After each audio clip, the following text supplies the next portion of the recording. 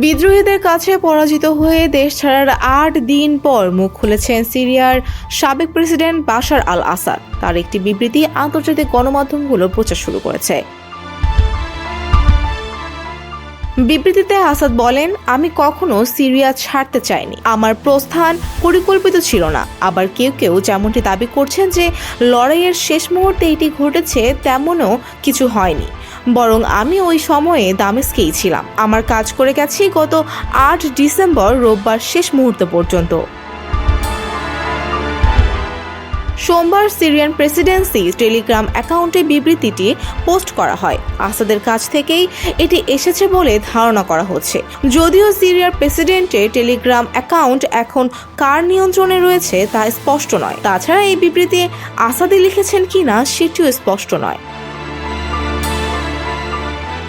আরবি ও ইংরেজিতে লেখা ওই বিবৃতিতে আরও বলা হয়, ৮ ডিসেম্বর সকালে আসাদ সিরিয়ার হেইমিমে রাশিয়ার বিমান ঘাঁটিতে গিয়েছিলেন যুদ্ধ প্রস্তুতি দেখতে। সে সময় ঘাঁটিতে হামলা হওয়ার পর রাশিয়া তাকে সেখান থেকে চলে যাওয়ার অনুরোধ জানায়, কিন্তু ঘাঁটি ছেড়ে চলে যাওয়ার কোনো উপায় না থাকায় সেখানকার সেনা কমান্ড ৮ ডিসেম্বর সন্ধ্যাতেই অবিলম্বে আসাদকে রাশিয়ায় নিয়ে যাওয়ার ব্যবস্থা করে এবং সেখানে চলে যাওয়ার জন্য আসাদকে অনুরোধ জানায় মস্কো।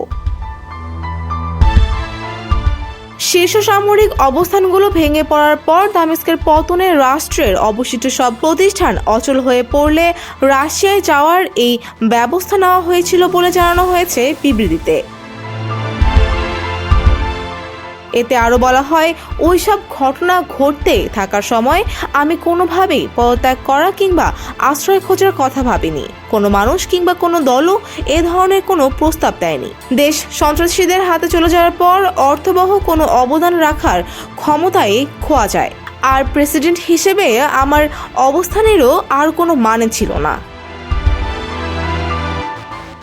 ইসলামীপন্থী বিদ্রোহী গোষ্ঠী হায়াত তাহরির আল শামের ১২ দিনের ঝড়ো অভিযানের মুখে দামেস্কের পতনের পর সিরিয়ার কোনো নগরী কিংবা প্রদেশে আসাদের দেখা মেলেনি। সে সময় জল্পনা ছাড়াই তিনি দেশ ছেড়ে পালিয়েছেন।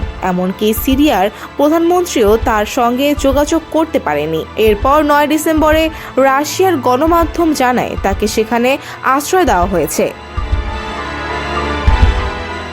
ফৌজিয়া ফারিহা, ডেস্ক রিপোর্ট, সমকাল।